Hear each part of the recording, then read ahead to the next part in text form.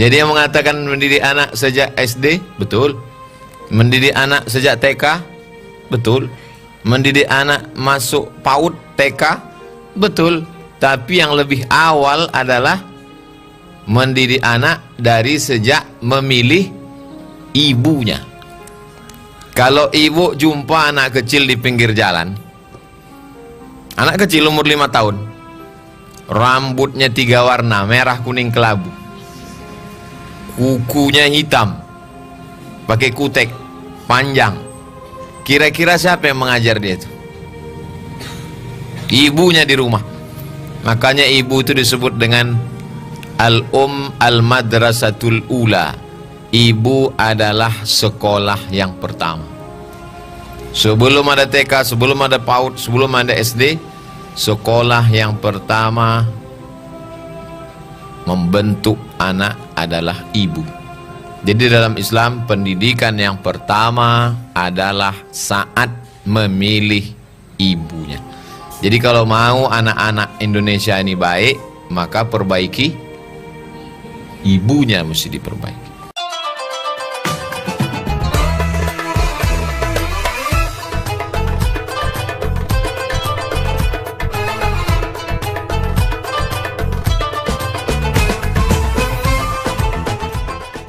Alhamdulillah wassalatu wassalamu ala rasulillah wa ala alihi wa sahbihi wa man tabi'ahu wa mawalah. Subhanaka la ilma lana illa ma'allamtana innaka antal alimul hakim. Rabbi syrah li sadri wa yassir li amri wahlul uqdatam min lisani yafqahu qawli. Apa kabar ibu-ibu semua, sehat? Alhamdulillah rabbil alamin. Judul kita petang ini adalah adab-adab mendidik anak. Ada orang mengatakan mendidik anak itu dimulai sejak dia masuk TK. Ada yang mengatakan mendidik anak itu dimulai sejak masuk SD. Ada yang mengatakan mendidik anak itu dimulai jauh lebih awal, waktu pertama mengandung. Kalau menurut ibu, mendidik itu kapan dimulai?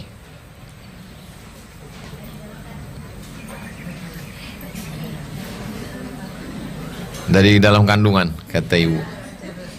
Mendidik anak dalam Islam dimulai sejak memilih ibunya. Jadi yang mengatakan mendidik anak sejak SD, betul. Mendidik anak sejak TK, betul. Mendidik anak masuk PAUD TK, betul. Tapi yang lebih awal adalah mendidik anak dari sejak memilih ibunya. Kalau ibu jumpa anak kecil di pinggir jalan, anak kecil umur 5 tahun, rambutnya 3 warna, merah, kuning, kelabu, kukunya hitam, pakai kutek panjang, kira-kira siapa yang mengajar dia itu? Ibunya di rumah. Makanya ibu itu disebut dengan al-madrasatul ula. Ibu adalah sekolah yang pertama. Sebelum ada TK, sebelum ada PAUD, sebelum ada SD, sekolah yang pertama membentuk anak adalah ibu. Jadi dalam Islam, pendidikan yang pertama adalah saat memilih ibunya. Jadi kalau mau anak-anak Indonesia ini baik, maka perbaiki ibunya, mesti diperbaiki. Itulah mengapa ibu-ibu dikasih pengajian ibu-ibu sore. Setiap hari Jumat, ba'da asar, waktu mustajab, ibu-ibu baca Yasin, berzikir, berdoa, ada pengajian ibu-ibu supaya anaknya baik, ibunya baik. Kalau sudah ibunya keong racun, ibunya kucing garong, kiamatlah dunia itu. Tapi insyaallah ibunya baik-baik insyaallah. Amin ya rabbal alamin. Wal baladut thayyibu yakhruju nabatuhu biizni rabbih. Tanah yang bagus maka akan menumbuhkan tanaman yang baik. Walladzi khabutha la yakhruju illa nakida. Tanah yang tandus akan mengeluarkan tanaman yang buruk. Bunga mawar harum semerbak, cantik, indah, tanahnya subur.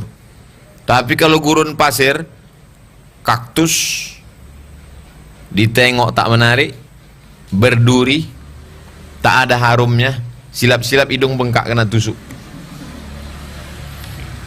Insya Allah anak-anak ibu semuanya soleh solihah. 27 anak ini menghafal Quran. Subuh ngapal, zuhur ngapal, asar ngapal, maghrib ngapal, isya ngapal, jam 4 subuh bangun tahajud. Jadi dia bangunnya jam 4 tahajud, subuh sholat subuh berjamaah, habis itu zikir, habis itu baca zikir, ngulang hafalan. Dari jam 8 sampai zuhur masuk kelas. Habis zuhur menghafal, habis asar menghafal, habis maghrib menghafal, habis isya menghafal, jam 10 malam baru tidur. Itulah kenapa anak-anak perempuan ini dididik supaya mereka hafal Quran. Insya Allah anak-anaknya juga penghafal Quran. Kalau ceramah udah selesai, habis sudah masjid-masjid se-Indonesia ini, dari Sabang sampai Papua. Ceramah, udah. Sekarang langsung anak-anak perempuan baik. Nabi Musa alaihi salam dalam Quran disebut wa auhayna ila ummi Musa, ibu Nabi Musa. Tak ada satupun ayat dalam Quran cerita tentang ayah Nabi Musa, tak ada. Carilah dari mulai Al-Fatihah sampai An-Nas tentang ayah Nabi Musa, tak ada. Nabi Ibrahim punya ayah namanya Azar, tukang buat patung berhala. Jahat bapaknya, tapi emaknya solihah, baik. Nabi Nuh, nabi bapaknya. Nabi Nuh tuh nabi, tapi anaknya durhaka. Nama anaknya Kan'an, anak durhaka. Nabi pun bapak, kalau tak baik ibunya jadi anak durhaka. Tak baik bapaknya, tukang buat berhala, tapi kalau baik ibunya, insya Allah anak baik. Jadi kalau begitu kuncinya pada ibu. Walaupun suami ibu Fir'aun di rumah, tapi kalau ibu insya Allah baik. Kalau ada kebetulan suami ibu Fir'aun, tak usah marah-marah, tak usah merepet-merepet, insya Allah dia tenggelam di Laut Merah. Macam Fir'aun. Jadi kalau ibu terpikir selama ini, kenapalah Ustaz Somad menerima anak perempuan? Karena kalau mau memperbaiki umat ini, perbaiki anak perempuan. Kenapalah setiap sore Jumat ada pengajian ibu-ibu? Karena kalau ibunya baik. Sekarang kalau ada orang mau jual panci, yang dicarinya siapa? Ibu-ibu. Oh, itu panci kan memang perempuan Pak Ustadz. Kalau ada orang mau jual rumah, siapa yang dicarinya? Ibu-ibu. Semua pemasaran yang dicari orang sekarang ibu-ibu. Karena ibu-ibu semua. Kalau saya ceramahi ada 500 bapak-bapak. Yang mendengar ceramah saya itu 300. Yang mengingat sampai pulang 200. Yang berani bercakap ke bininya 100. Yang didengarkan oleh bininya 50. Yang mau mengamalkan 25. Tapi kalau saya ceramah kepada 100 ibu-ibu, sampai pulang dia ke rumah, diceritakannya ke suaminya jadi 200, diceritakannya ke anaknya jadi 300, diceritakannya ke menantunya jadi 400, diceritakannya ke cucunya 450, yang setengah belum punya anak. Begitu hebatnya pengaruh perempuan. Kalau mau memperbaiki negara, perbaiki perempuan. An-nisa imadul bilad. Perempuan itu tiang negara. Idza salahat salahatil bilad. Kalau perempuan baik, negeri ini jadi baik. Wa idza fasadat, kalau perempuan rusak, fasadatil bilad, maka negeri jadi rusak. Yang dari perumahan belakang ada ibu-ibu dari perumahan belakang? Ada? Perumahan sini? Banyak. Oh, perumahan mana lagi? Ada? Alhamdulillah. Tapi tak datang semua. Kenapa mereka tak datang? Udah tahu kan? Sibuk. Mudah-mudahan akan datang insyaallah. Sehingga saya nanti kalau di akhirat tidak dituntut Allah Subhanahu wa taala.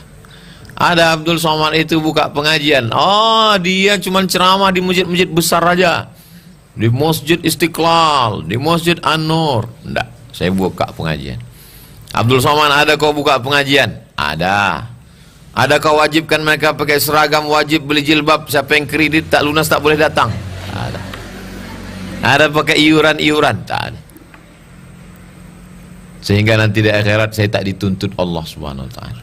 Lepas saya insyaallah. Ada kau buat pengajian? Ada. Ada kau mengisi pengajian? Ada. Siapa saja ustaz-ustaznya? Dr. Zul Ikrami, S1 Al-Azhar Mesir, S2, S3 dari Sudan. Ustaz Al-Nafdinar, S1 Al-Azhar Mesir. Ustaz siapa lagi? Ada Malik Indra, S1 Al-Azhar Kairo, S2 Sudan, dosen UIN. Bukan ecek-ecek itu. Datang semua kemari. Ustaz Hanafi, S1 Al-Azhar Kairo, ketua pesantren Nurul Azhar yang di Palas. Di Palas laki-laki, di sini perempuan. Laki-lakinya baik, perempuannya baik insyaallah. Jadi yang pertama adalah memilihkan ibunya. Setelah ibunya dipilih, hubungannya baik. Laki-laki yang baik, perempuan yang baik, hubungannya mesti baik. Maka dalam Islam ada namanya khitbah. Khitbah itu ditunang, dipinang. Orang sedang dalam masa pinangan, dia di dalam tunangan diikat. Tak boleh membatalkan perempuan yang dalam pinangan di atas pinangan orang lain. Haram hukumnya. Anak ibu sudah dipinang orang. Tiba-tiba datang lagi anak lajang. Yang kemarin yang minang yang pertama itu datangnya naik Gojek. Yang anak lajang yang ini datang naik. Dah banyak yang punya kriteria nampaknya. Datanglah dia naik mobil mahal. Saya tak mau sebutkan mereknya, nanti jadi iklan gratis.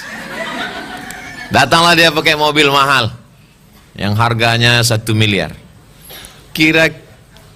Terus pas dia datang, Bu, saya mau minang anak ibu. Ibu bilang anakku ini sudah dalam ikatan pinangan orang, atau ibu terima yang kedua nih?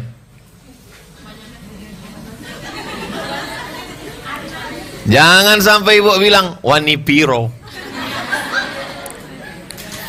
Kalau sampai ibu tanya yang pertama tuh, yang kedua tuh, kau sanggup berapa? Aku sanggup insya Allah nikahnya 500 juta. Kemarin bu yang pertama tuh berapa? Cuma 50. Ku cancel aja lah yang pertama. Haram. Jadi yang pertama perempuannya baik, kemudian hubungannya baik. Laki-lakinya Abdullah, hamba Allah, bukan hamba kekuasaan, bukan hamba seragam, bukan hamba duit, bukan hamba dunia. Perempuannya amanah. Perempuan yang amanah itu disebut dengan aminah. Hubungannya baik. Jangan dibiarkan anak gadis, anak perempuan keluar tanpa mahram, tak boleh. Anak perempuan wajib pesantren. Cuma anak perempuan ini di pesantren. 3 tahun SMP, 3 tahun SMA. Keponakan saya, anak adik saya perempuan masuk pesantren. Tak sanggup saya menjaga anak perempuan. Zaman sekarang menjaga anak perempuan ini serba salah. Mau dikurung di rumah, dibilangnya ini bukan zaman Siti Nurbaya. Mau kita lepaskan, kepala kita sakit, pusing kepala kita. Jadi yang paling selamat pesantren. Jadi kalau anak ibu sudah pesantren, alhamdulillah. Bagi yang belum masuk pesantren, masukkanlah ke pesantren. Tidak mesti pesantren tempat saya. Bebas di tempat-tempat mana, yang penting terjaga dia, terpelihara dia. Pertama, perempuan baik, emaknya baik, ayahnya baik. Yang kedua, hubungannya baik. Jangan kasih dia dibawa anak lajang keluar Sabtu sore. Besok hari Sabtu. Besok hari Sabtu sudah datang anak lajang membawa sepeda motor, mau membawa anak gadis ibu. Kalau sudah mendengar pengajian ceramah ini, tutup buku, tak ada lagi. Ma, aku mau pergi. Tidak. Kemarin kok boleh, belum ceramah Ustaz Somad. Ini tak boleh kau lagi pergi. Sebentar aja ma ke Simpang Panam. Sekali tidak. Tidak. Nanti kami belikan mie ayam. Apa gila? Ilaha illallah. Rusak anak gadis sibuk gara-gara bakso. Gara-gara semangkok mie ayam. Rusak kehormatan. Hubungannya mesti baik. Karena kalau tidak nanti kita akan dituntut di hadapan Allah Subhanahu wa taala. Kullukum ra'in, setiap kamu pemimpin, wa kullukum mas'ulun, setiap kamu akan ditanya an ra'iyatih, tentang yang kamu pimpin. Ibu pemimpin. Suami saya lah Pak Ustadz. Ya, tapi suami ibu pergi kerja keluar. Maka perempuan juga menjadi pemimpin di rumah. Umi saya, mak mertua saya, sudah 2 minggu menunggu cucu, tak lahir-lahir. Ibu doakan supaya dimudahkan Allah SWT. Anak saya yang kedua insya Allah laki-laki.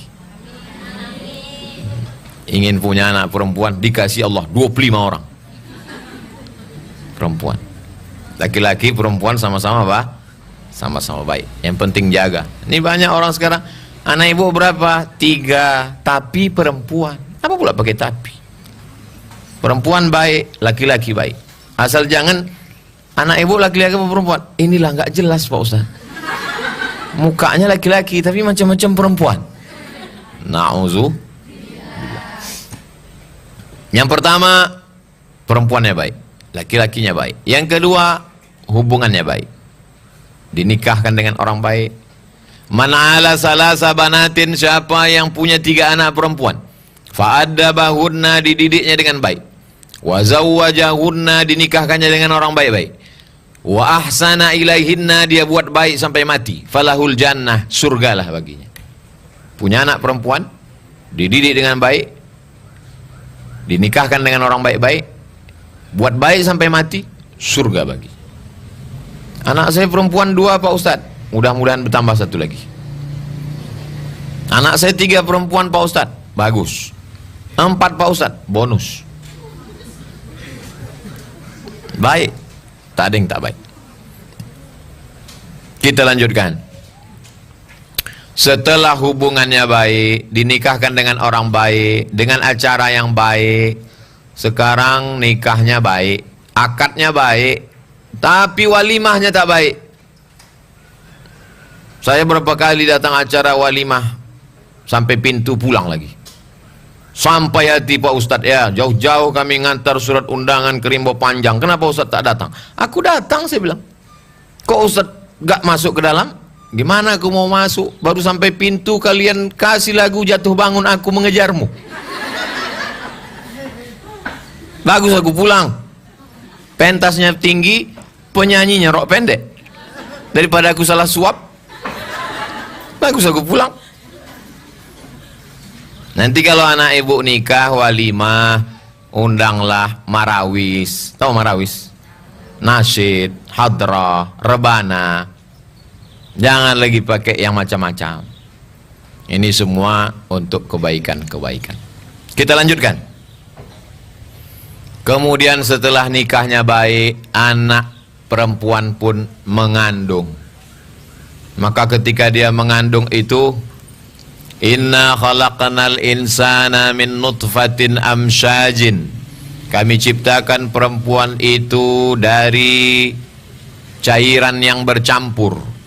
Nabtalihi, amsyajin nabtalihi. Lalu kami jadikan anak itu sami'an basira.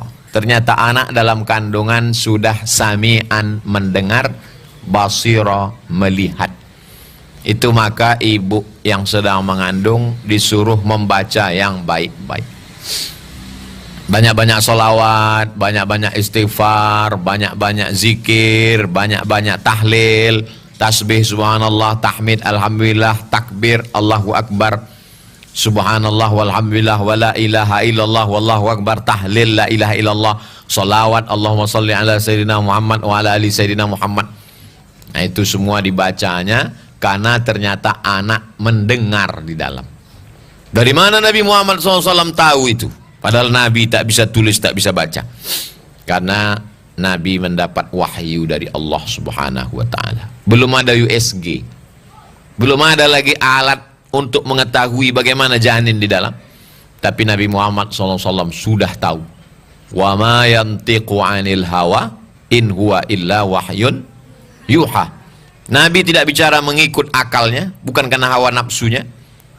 Kalau dikatakan dia baca buku, dia tak bisa baca.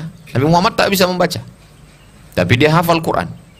Karena dia pakai metode bukan melihat, tapi mendengar. Jibril membaca, Nabi mendengar. Nabi membaca, sahabat mendengar. Sahabat membaca, tabi'in mendengar. Tabi'in membaca, tabi'in mendengar. Ustazah membaca, santri-santri mendengar. Mereka lewat pendengaran bisa masuk ke hatinya. Begitu juga dengan anak-anak itu, janin itu pun mendengar. Apa yang selalu didengarnya, apa yang selalu dilihatnya, itulah yang terekam dalam kepalanya, maka hafal dia. Jadi perempuan saat mengandung, dia mesti sering memperdengarkan yang baik, membaca Quran, berzikir, bertasbih, bertahmid, bertakbir, bersolawat. 9 bulan 10 hari. Tapi dalam hadis disebut zaman dulu, sebelum ada dokter. Zaman sekarang kalau lewat 9 bulan 10 hari operasi karena takut mati. Zaman dulu bisa 2 tahun. Karena tak ada alatnya. Dibiarkan aja dia mengandung, lahir. Di antara ulama-ulama itu ada yang sampai 2 tahun. Karena tak ada alat, akhirnya lahirlah anak. Lalu kemudian setelah lahir, kullu mauludin rahinatun bi'aqiqatihi. Setiap anak itu tergadai. Kita tak ada duit, kita gadaikan surat tanah. Ketika sudah ada duit, kita tebus apa tidak? Tebus. Begitu juga dengan anak yang lahir itu tergadai. Maka kata Nabi, tebuslah anak yang tergadai. Cara menebusnya 3 caranya. Yang pertama, tuzbahu anhu yauma sabi'ihi, sembelihkan kambing hari ke-7. Yuhlaku, cukurkan rambutnya. Wa yusamma, kasih nama yang bagus. Dicukur rambutnya, ditimbang seberat perak. Jadi kalau seberat perak sekarang 1 gram perak 70.000. 1 perak itu sekarang 1 gramnya 70.000. Jadi kalau berat rambut anak itu 10 gram, berarti sedekahnya 700.000. Perak atau emas Pak Ustadz? Perak. Tapi di kampung kami emas, bagus. Siapa yang membuat rambut anak ditimbang dengan emas, bagus. Bagi orang yang ada duitnya, dan anak tuh rambutnya tipis. Gimana kalau anak tuh gondrong? Pas ditimbang 1 on beratnya. 1 gram emas sekarang 1 juta. 1 on 100 gram 100 juta. Mana ada duit? Tapi ini hukumnya sunat. Laki-laki 2 ekor kambing, perempuan 1 ekor kambing. Tapi kemarin ada ustadz ceramah katanya 1 ekor kambing cukup Pak Ustadz. Bukan mazhab Syafi'i. Kalau mazhab Syafi'i 2 ekor. Mazhab lain Syafi'i 1 ekor cukup. Kalau gitu saya mazhab yang lain aja Pak Ustadz. Tak salah. Tapi kau ini karena mau belajar mazhab atau karena pelit? Kalau Ustadz amalkan yang mana? Pakai mazhab Syafi'i. Apa salahnya? Tak ada duit hari ke-7, hari ke-14. Tak ada duit hari ke-14, hari ke-21. 7, 14, 21. Hari ke-21 tak ada juga duit. Tidak usah tengok tanggal lagi. Mau sebulan, mau 2 bulan, mau setahun, mau 2 tahun. Kalau ada di antara ibu-ibu yang dulu waktu kecil belum akikah, sekarang baru ada duit untuk beli kambing 1 ekor, boleh akikah sekarang. Ibu, belilah kambing nanti sore, besok pagi saya datang insyaallah. Tapi akikah saja, jangan minta diayun pakai marhaban. Nanti putus tali ayunan. Ada saya tulis dalam buku saya 37 masalah populer, boleh berkurban walaupun sudah dewasa. Begitu menurut mazhab Syafi'i. Kata Imam An-Nawawi dalam kitab Al-Majmu' Syarah Muhadzab, boleh berakikah walaupun sudah dewasa. Begitulah Islam mengajarkan. Jadi gunanya akikah itu untuk apa? Bersyukur kepada Allah karena orang susah mau punya anak. Bayi tabung di Singapura sekarang paling murah 100 juta. Itu pun tabung-tabung second lah itu. Sekarang bisa pula dia dimudahkan Allah ngasih anak, tak mau sedekah. 1 ekor kambing 2,5 juta, 2 ekor 5 juta. Tak sebanding dengan nikmat Allah yang besar. Sedekah. Dan orang yang datang menengok anak lahir itu pun dia menyadari dirinya. Ternyata dulu waktu lahir tapak kakinya 2 jari, panjangnya sejengkal. Sekarang sombongnya minta ampun. Kalau ada tetangga ibu sombong, kasih tahu sama dia, tapak kaki kau dulu 2 jari, panjang kau sejengkal. Sekarang kau sombongnya minta ampun.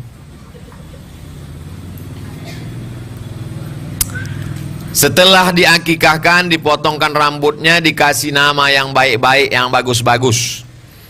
Setelah dikasih nama yang bagus, lalu kemudian waktu pertama lahir itu anak itu kedinginan.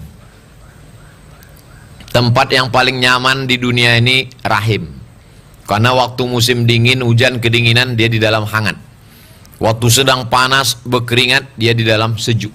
Namanya rahim. Rahim itu diambil dari Asmaul Husna. Bismillahirrahmanirrahim. Sebagaimana sayangnya Allah SWT, begitulah sayangnya rahim. Lalu kemudian ketika anak itu keluar lahir ke dunia, dia kedinginan.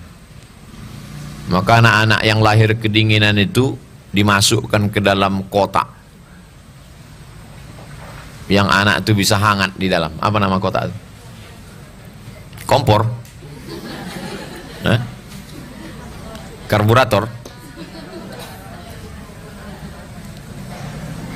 Maka anak-anak itu pun jadi hangat dia di dalam. Ibu kalau kedinginan minum teh, minum kopi, minum susu hangat, minum air jahe, bandrek. Anak bayi tak bisa kasih bandrek. Maka untuk menghangatkan badannya, itulah dia dikasih dengan kurma. Mengunyahkan kurma di mulut, menyuapkan ke anak bayi, namanya tahnik. Pakai huruf ha, bukan ha.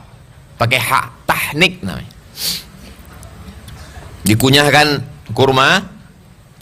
Ustaz Somad, nanti habis ceramah tolong singgah ke rumah saya sebentar.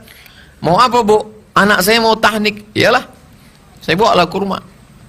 Bayangan saya anak ini nanti digendong di rumah. Tengok udah kelas 2 SD. Apalah ibu nih. Tapi anak ini udah besar, tak apa-apalah Pak Ustaz, ngambil barokah. Iyalah, tak apa-apa. Dikunyahkan kurma, setelah kunyah disuapkan pakai kelingking karena mulutnya masih kecil, diambilkan, disuapkan. Kenapa dikunyahkan? Karena bayi itu tak bisa mengunyah, masih kecil. Kalau tidak ada kurma, pakai madu, disuapkan madu ke mulutnya. Lalu kemudian urutannya terserah, mau kurma dulu baru azan, bagus, atau azan dulu kurma, terserah. Dipegang kepalanya sebelah kiri, diazankan ke telinganya sebelah kanan. Kalau kepalanya dipegang sebelah kiri, otomatis telinga sebelah kanan, itulah dia diazankan. Kalimat yang pertama masuk ke telinganya adalah asyhadu alla ilaha illallah. Dan kalimat nanti yang terakhir waktu kita mau mati dibisikkan ke telinga juga la ilaha illallah. Namanya talqin. Orang yang mau mati itu bisikkan telinganya sebelah kanan la ilaha illallah. Ibu nanti kalau ibu tengok suami ibu sakit keras mau meninggal, bisikkan, jangan sampai lupa. Ini banyak istri-istrinya sekarang kalau suaminya sakit lupa, asik. Datang anaknya tanya, mak mau kemana? Bisikkan ayah. Enggak, aku mau nyari surat tanah mana gitu. Bisikkan ke telinganya. La ilaha illallah ke telinga kanan. Besok kalau bapak tu tak solat subuh, bisikanlah. Jam 5:20 tak juga. Abang, bang, lah apanya kau ni katanya. Kusangka abang dah mau mati pula.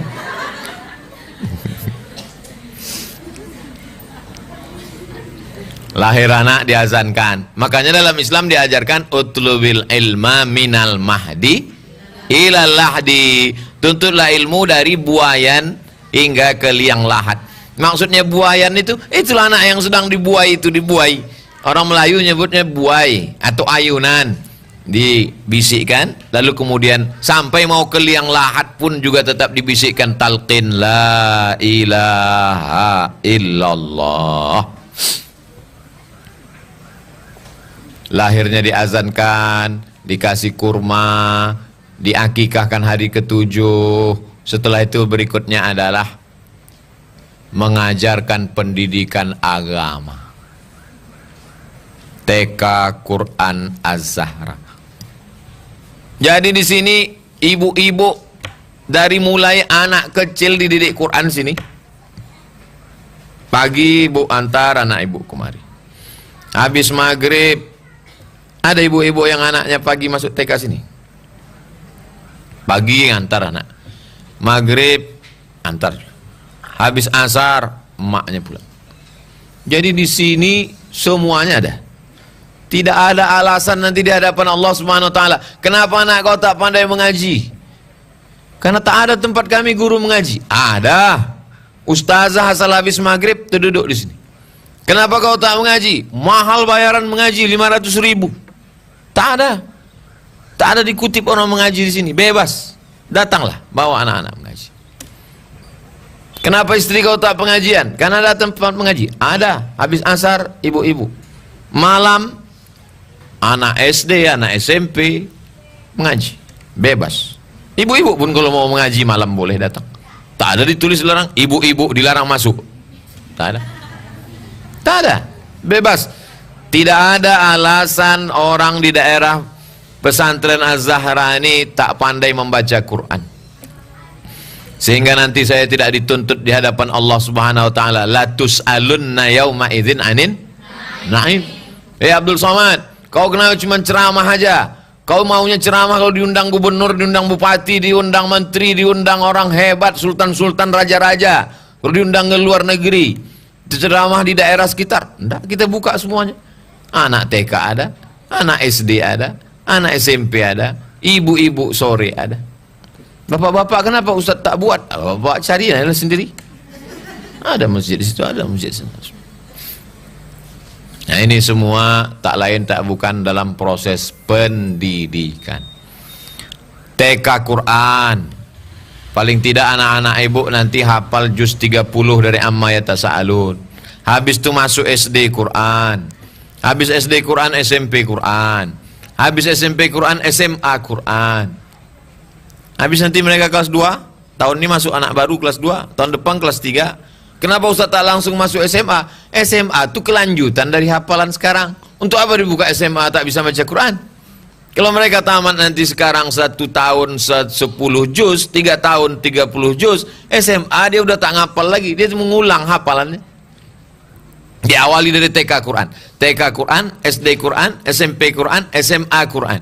Kuliahnya pun mau saya buatkan kuliah Quran S1, sudah diuruskan izinnya.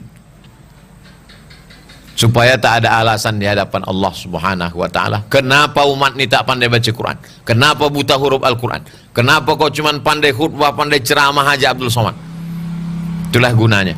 Jadi nanti kalau ibu-ibu ditanya orang, Ustaz Somad itu kenapa dia buka TK Quran, SD Quran, SMP Quran, SMA Quran? Entah, aku tak tahu. Kenapa dibukanya TK Quran, SD Quran, SMP Quran, SMA Quran? Udah diceritakannya itu kemarin waktu dia ceramah sore-sore. Terus apa alasan dia?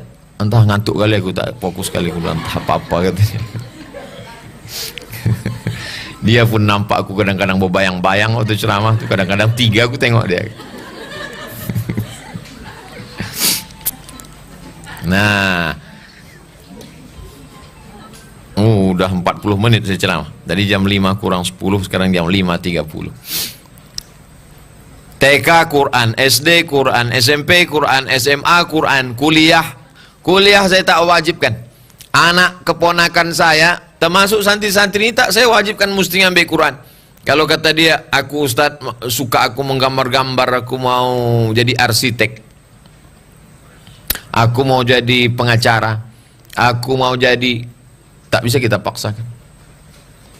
Karena ketertarikan anak ini beda-beda, macam-macam. Saya dengan adik saya, saudara kandung, satu emak, satu ayah, tak sama. Dia lain, saya lain. Dan kami tak dipaksa. Orang tua kami hanya menyuruh sampai SMA saja, sampai aliyah. Habis itu terserah kau lah, kau mau kuliah, mau sekolah kemana. Nah, jadi anak ibu pun juga begitu. Aku mau jadi polisi, kata dia. Silakan dia jadi polisi, tapi dia hafal Quran. Aku mau jadi tentara, mak, kata dia. Silakan. Dari kecil udah nampak bakatnya. Anak saya ini kemana-mana bawa martil, Pak Ustadz. Berarti mau jadi hakim. Mana-mana bawa martil jadi hakim ya, kukus hakim konstitusi. Kalau tak lulus jadi tukang. Dua-duanya manfaat. Macam batu. Batu tuh kalau 2-3 kali gosok bercahaya dia, itu berarti batu cincin. Tapi kalau udah digosok habis grand data juga bercahaya, berarti batu gilingan. Batu gilingan bermanfaat juga. Kalau tak ada batu gilingan, cuma buat sambal belacan. Tak kan pakai blender. Tapi jangan katakan tak bermanfaat. Semua anak-anak ibu itu bermanfaat. Yang penting dia menjadi soleh, bukan somat. Soleh. Rabbi habli minas solihin. Kenapa kita minta anak itu yang soleh? Rabbi habli minas solihin, Rabbi habli minas solihin. Karena anak yang soleh didoakan orang dalam solat. Semua orang di dunia ini mendoakan anak ibu kalau dia soleh. Mana dia? Assalamualaikum ayuhan nabi wa rahmatullahi wa barakatuh. Wassalamu alaina wa ala ibadillahis. Tuh, semua orang mendoakan dia kalau dia soleh. Dan yang paling penting kalau anak itu soleh, wa huwa yatawallas salihin. Kalau anak itu soleh, Allah yang akan mengurus hidup dia. Kalau anak itu soleh, Allah yang akan mengurus hidup dia. Luruskan pikiranmu, luruskan hatimu, luruskan kerjamu, luruskan sholatmu, luruskan sedekahmu, luruskan puasamu, hidupmu Allah yang mengurus. Sekarang banyak orang tak mau anaknya ke pesantren, takut nanti kerja apa, takut nanti makan apa.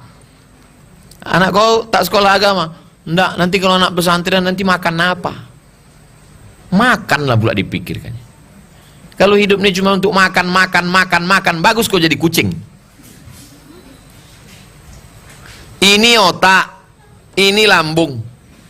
Kan jauh otak sama lambung nih kan? 3 jengkal. 1, 2, 3. 3 jengkal jarak otak sama lambung. Bisa pula otaknya isinya makan. Otak yang dekat sama lambung tuh otak udang. Bukalah kepala udang tuh. Di situ otaknya, di situ lambungnya. Jadi nanti kalau ada tetangga ibu, kawan ibu, anak kau tak masuk pesantren. Nanti masuk pesantren makan apa? Otak kau otak udang bilang. Kasar kali cakap kau. Ustaz Somad yang bilang, bukan aku.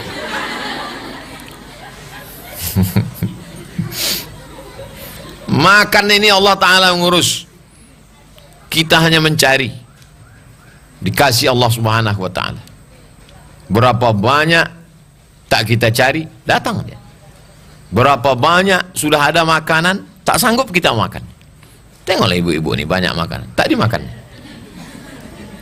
Karena dia sibuk mendengarkan pengajian. TK Quran, SD Quran, SMP Quran, SMA Quran, kuliahnya, kerjanya. Kalau dia kaya, dia punya duit, ibu pesankan, nanti kalau kau kaya, banyak kau duit, kau buka rumah Quran. Kau nanti nak buka rumah Quran, buka TK Quran, buka SD Quran, supaya semakin banyaklah Quran menyebar di atas muka bumi ini, dijadikan anak-anak Indonesia ini para penghafal Al-Quran. Kalau tidak nanti hancur Indonesia ini, dibuat TikTok. Dibuat TikTok. Sekarang, dulu orang kalau sakit di rumah sakit dibacakan Yasin. Sekarang enggak, TikTok. Dulu orang tahlilan baca Yasin, sekarang tahlilan pakai nyanyi. Yang saya cakapkan ini betul atau tak betul? Betul, ibu tonton lah di TV. Udah mau kiamat udah dunia ini. Jadi cara kita memperbaiki dunia ini adalah dengan pendidikan.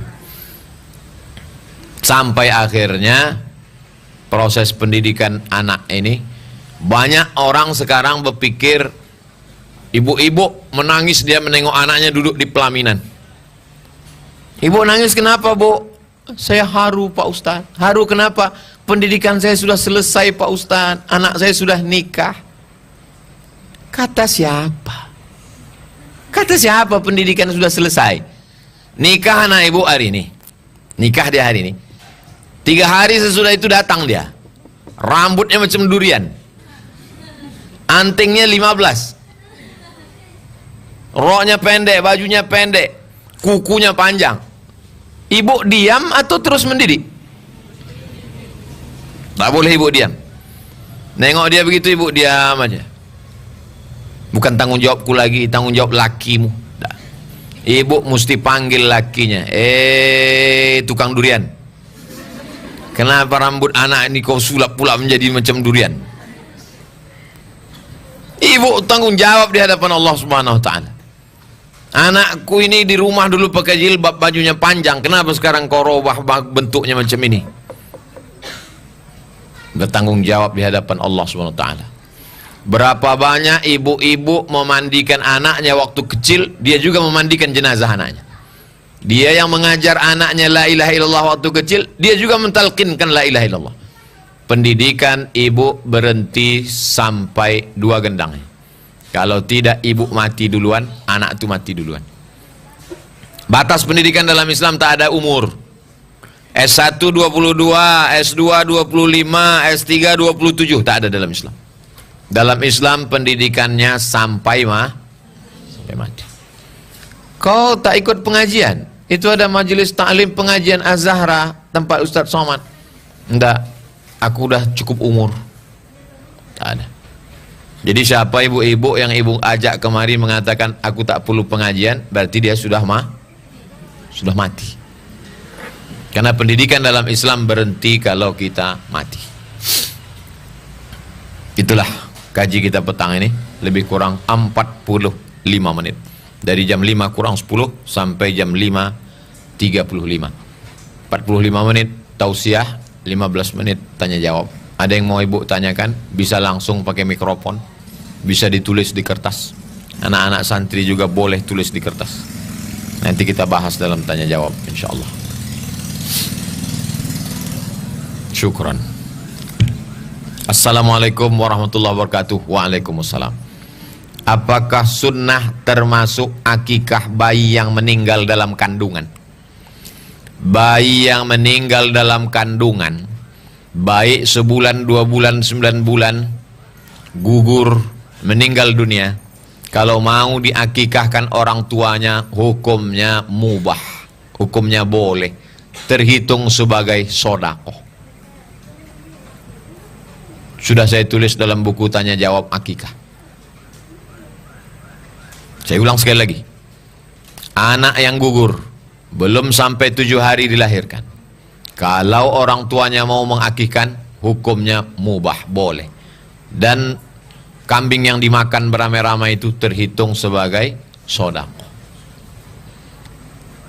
Apalagi hati dia sedang susah, diundangnya orang banyak makan, maka itu untuk setawar sedingin, menenangkan hatinya. Datang orang berzikir, baca Quran, baca Yasin. Assalamualaikum Ustaz. Waalaikumsalam warahmatullahi wabarakatuh. Saudara saya ada yang mencat, menghitam, karena dia sama macam inai yang masuk ke kuku.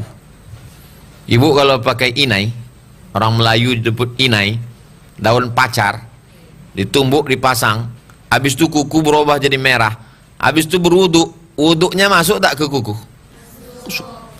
Tapi kalau pakai kutek, apa namanya? Kalau kutek tak masuk. Cat rambut itu macam inai atau macam kutek? Macam inai. Bukan dia rambut ni satu-satu ditutupnya sehingga tak masuk air. Dia masuk ke dalam rambut, bukan di luar rambut.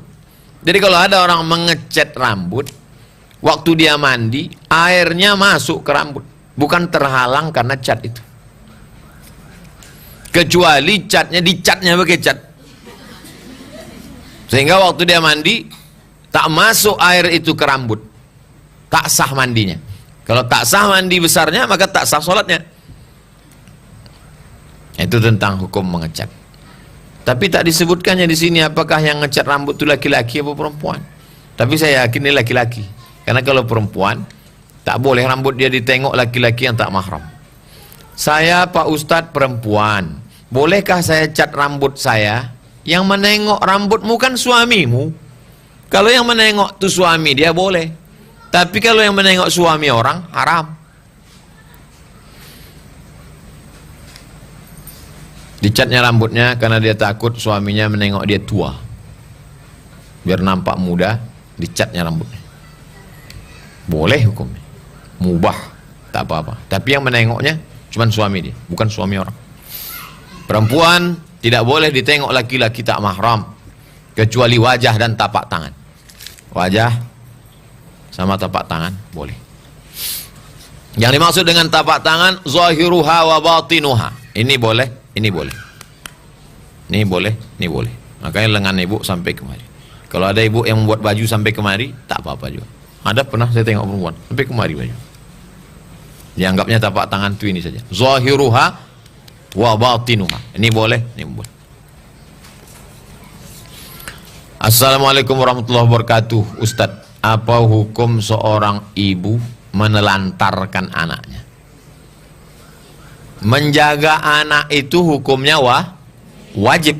Lawan dari wajib haram. Kalau sunat lawannya makruh. Kalau wajib lawannya haram. Menelantarkan anak berarti hukumnya haram. Dia akan dituntut di hadapan Allah SWT. Kenapa kau sia-siakan? Dari mulai menyusukan anaknya, mendidik anaknya, sampai semuanya dia akan dituntut di hadapan Allah Subhanahu wa taala. Assalamualaikum warahmatullahi wabarakatuh. Waalaikumsalam warahmatullahi wabarakatuh. Alhamdulillah Ustadz, saya di semester menjadi salah satu mahasiswi Ustadz. Semoga Ustadz selalu sehat. Amin. Saya ingin bertanya, saya sering melihat di internet seperti di Instagram, banyak anak-anak yang setelah dewasa mengeluh dengan cara orang tuanya mendidik. Lalu banyak juga yang mengeluh karena menanggung orang tuanya saat tua. Mereka menyalahkan orang tua karena tidak mempersiapkan hari tuanya dengan mengatakan generasi sandwich. Bagaimana menurut Ustadz? Anak yang mengeluh dengan cara orang tuanya mendidik, dibilangnya orang tuanya terlalu kejam. Orang tua masa wajib pakai jilbab terus tiap hari, mestinya tanggal merah kan boleh buka. Kenapa orang tua ini terlalu mengkerangkeng anak, nggak boleh keluar, nggak boleh pacaran, nggak boleh. Padahal kan itu semua untuk kebaikan dia. Sama macam anak umur 5 tahun minta pisau. Anak ibu umur 5 tahun minta pisau, dikasih apa tidak? Tak dikasih. Menurut anak itu ibu ini tak baik. Ibu ini tak baik. Kalau ibu baik kata dia mesti kasih pisau. Jadi cara pandang anak ini yang tak betul. Dianggapnya mau dikasih, kasihlah pisau, mati dia dua saat, potongnya lehernya. Dua gendang ya, kalau tak leher dia potong leher kawannya dipotongnya. Lalu kemudian bagaimana dengan anak yang mengeluh karena menanggung orang tuanya? Inilah anak yang durhaka. Kalau masih hidup orang tuamu, maka jagalah dia. Senangkan hatinya, kasih makan yang enak-enak, kasih pakaian yang bagus-bagus, senangkan hati orang tua. Karena kalau sudah tak ada lagi enaknya hidup nih. Hampa, tak ada orang tua. Masih ada orang tua, jagalah dia. Ini pula masih ada orang tuanya, dibilangnya orang tuanya menyusahkan dia saja. La haula wala quwata illa billah. Nanti dah tua menyesal. Udah orang tua meninggal barulah dia menyesal. Ibu kalau masih ada orang tua ibu masih hidup, pulang dari sini, belikan makanan kesukaannya, antar malamnya juga. Belikan besok pagi pakaian, kasih dia pakaian. Kalau sudah tak ada, apa gunanya lagi? Apakah sah anak laki-laki 1 ekor kambing? Sah. Menurut Said Sabiq dalam fikih sunnah, 1 ekor kambing cukup. 2 ekor afdal. Tapi kalau mazhab Syafi'i 2 ekor sah. Ustadz pakai mazhab apa? Syafi'i. Di waktu itu hanya mampu beli 1 ekor Pak Ustadz. Sekarang sudah umur 6 tahun. Haruskah ditambah 1 ekor lagi jika sudah punya rezeki? Dulu pernah dibuat 1 ekor. Sekarang umur anak tuh 6 tahun. Sekarang ada duit 2,5 juta. Kalau mau dibelikan kambing potong untuk nambah 1 ekor, bagus.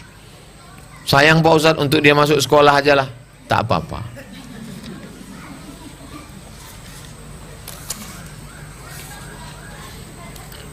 Apabila kita membaca surat Al-Kahfi setiap Jumat, sesuai dengan yang saya dengar, akan diampuni dosanya dari Jumat ke Jumat berikutnya. Dosa apa saja yang akan diampuni?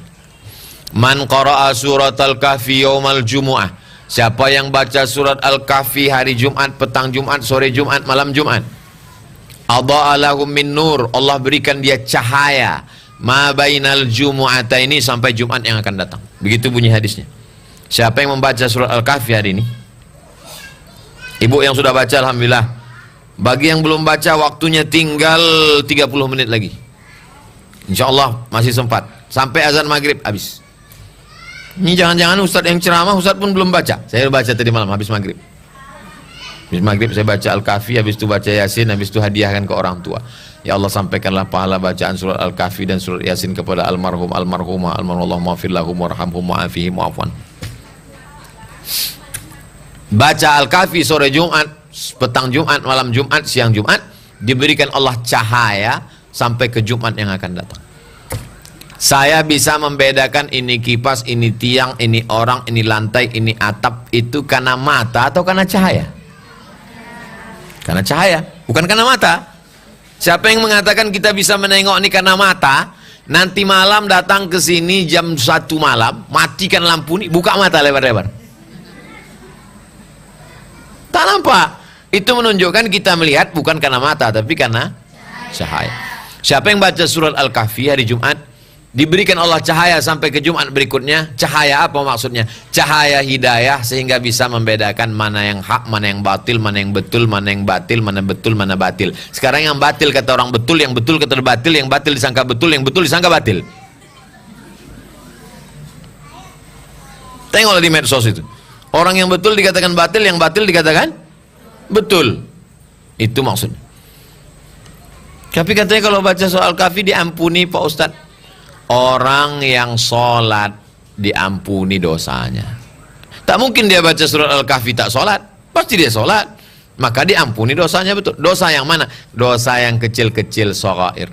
Adapun dosa kepada manusia, tak bisa baca surat Al-Kahfi. Ya Allah, ampunilah dosaku kepada tetanggaku, rantang yang kupinjam belum balik. Oh, tak bisa.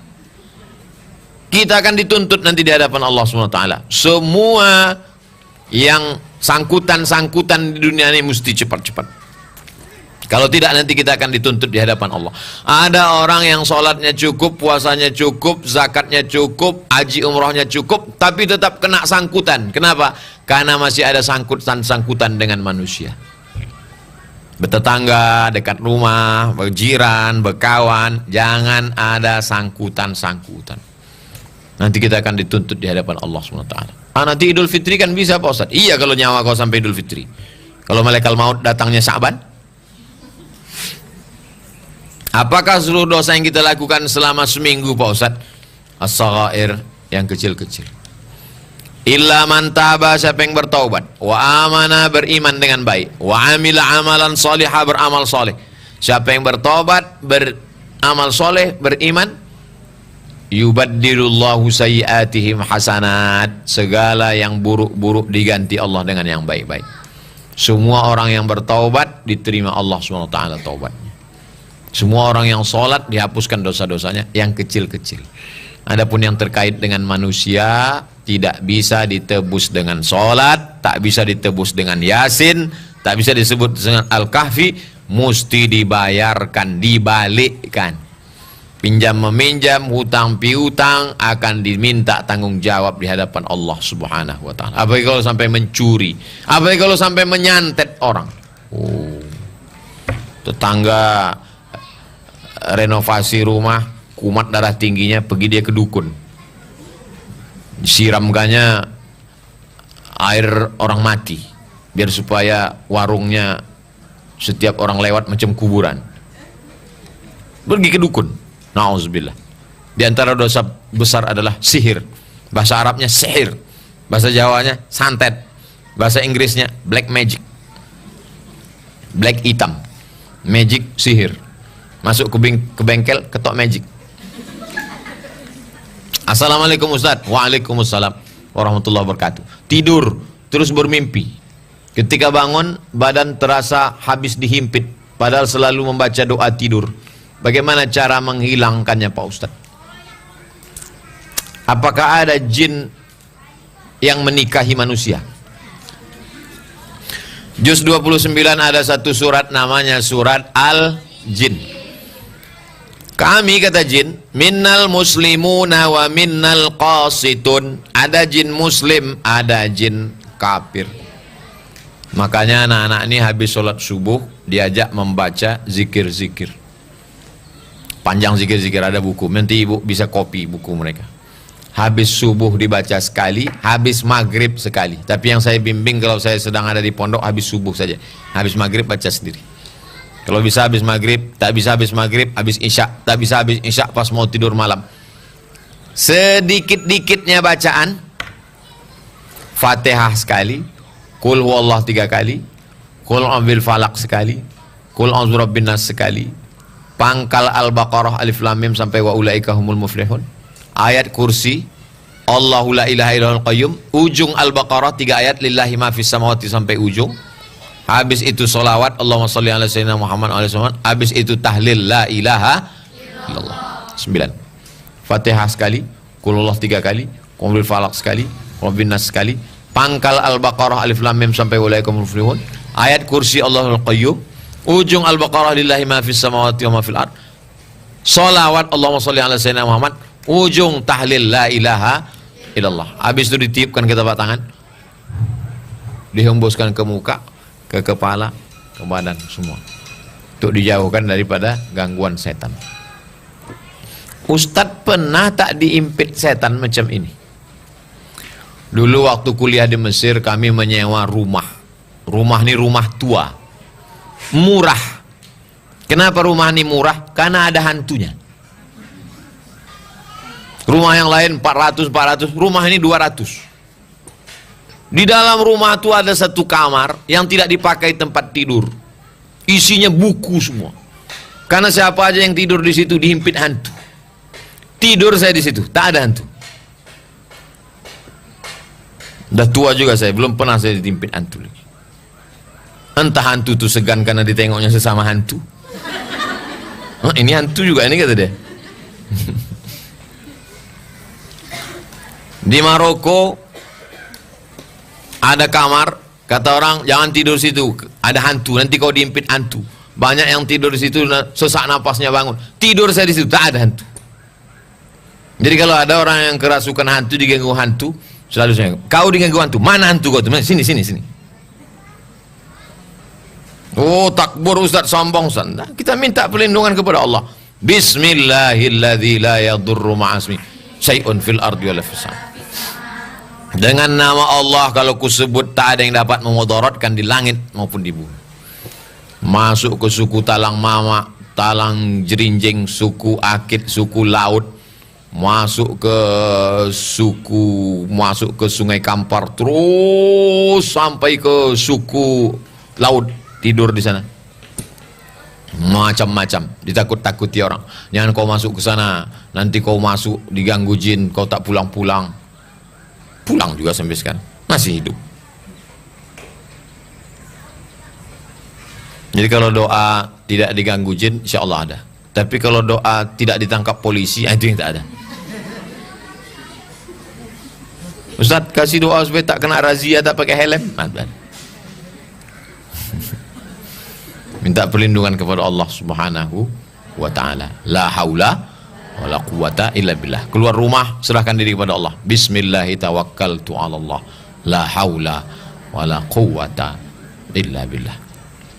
Itulah kaji kita pada petang hari ini. Mudah-mudahan bermanfaat. Di akhir majelis mari kita berdoa. Sebelum berdoa baca Al-Fatihah. Al-Fatihah artinya pembuka. Pintu hati dibukakan Allah, pintu pikiran dibukakan Allah, pintu rezeki dibukakan Allah, pintu segala yang tertutup dibukakan Allah. Ala hazihi niyah, untuk niat yang baik-baik. Al-Fatihah. A'udzubillahi minasyaitonirrajim. Bismillahirrahmanirrahim. Alhamdulillah rabbil alamin, arrahmanirrahim, maliki yaumiddin. Iyyaka na'budu wa iyyaka nasta'in. Ihdinas siratal mustaqim. Siratal ladzina an'amta 'alaihim ghairil maghdubi 'alaihim waladdallin. Amin.